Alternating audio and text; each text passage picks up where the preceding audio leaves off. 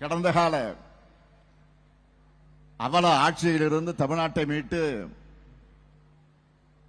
நம்ம திராவிட மாடல் ஆட்சியில புது விடிகளை ஏற்படுத்தி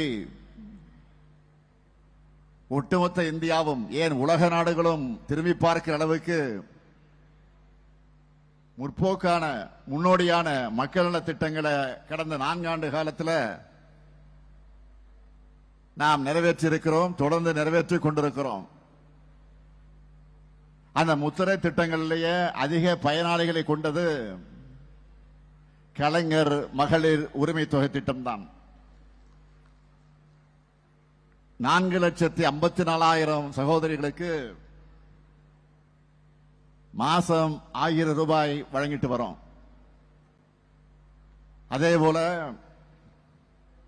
உங்க வீட்டில் காலேஜ் போகக்கூடிய பெண்கள் மாணவியர்கள் இருந்தா அவங்க படிப்பை முடிக்கிற வரை மாசம் 1000 ரூபாய் வழங்குவதுதான் புதுமை பெண் திட்டம். மதுரை மாவட்டத்தில் மட்டும்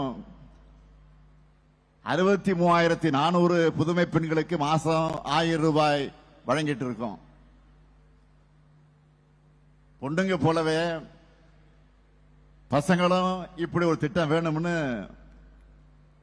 கேட்டாங்க. அதுல உருவாக்கப்பட்டதுதான் தமிழ் புதல்வன் திட்டம்.